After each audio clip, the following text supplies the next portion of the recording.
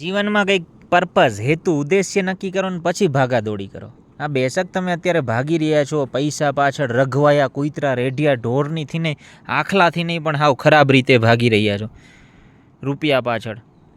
પણ કંઈક પર્પઝ બનાવીને દરેકનું અહીંયા જેને ક્રિએટર છે, જેને આ બધું બનાવ્યું છે, પહાડો, નદીઓ, સરોવર, ઝાડ, વૃક્ષો, બધું આખું ગેલેક્સીઓ, એનું કંઈક પર્પઝ છે. જેમ સૂરજનો પર્પઝ છે ઉર્જા આપવું, પ્રકાશ આપવો, ચંદ્રનો, પૃથ્વીનો છે આપણને થામી રાખવાનો, વૃક્ષોનો છે વેધરને કંટ્રોલ રાખવું, મેન્ટેન રાખવું, ઓક્સિજન આપવું. તો દરેકનો કંઈક ને કંઈક પર્પઝ છે, તમારો પણ હશે.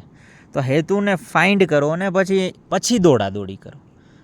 આ તો તમને એ ખબર નથી તમે ક્યાંથી જૈનમાં, અચ્છા એ મમ્મી માના પેટમાંથી આવ્યા એ તો ખ્યાલ જ છે, ક્યાંથી જૈનમાં કોણે અહીંયા મોકલી દીધા, શા માટે મોકલી દીધા એ જ ખબર નથી.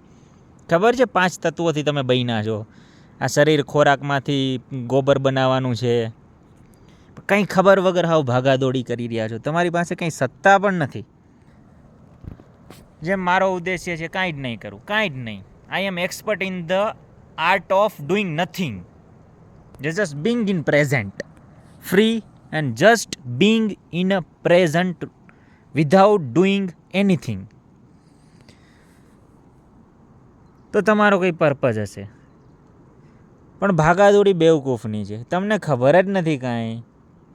તમારું હૃદય ક્યારે બંધ થઈ જશે, ક્યારે મરી જશો, પાછા ક્યાંક બીજે પેદા થઈ જશો, પાછળ ક્યાંક પેદા થયેલા હશો, અને અહીંયા ઝંડ જેવું જીવન જીવા કરો છો.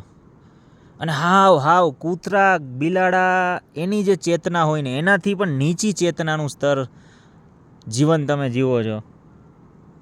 હાવ રૂપિયા પાછળની આંધળી દોટ. 60 વર્ષના સરકારી એમ્પ્લોયીને મેં જોયેલા છે ભ્રષ્ટાચાર કરતા. ભાઈ 60 વર્ષનો થઈ ગયો, મરી ગયો તું, હવે મરવા આવ્યો છો 70-75 એમાં, હવે હજી તારે કરપ્શન કરીને ક્યાં જવું છે? એટલી પૈસાની ભાગાદોડી.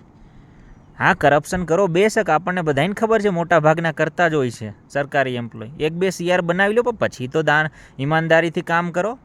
અમારા ઘણા મિત્રો છે કરપ્શન કરવાવાળા, મતલબ એ 3rd ક્લાસ કે 1st ક્લાસ ઓફિસર હોય પણ એનું જીવન આમ 7 સ્ટાર હોય.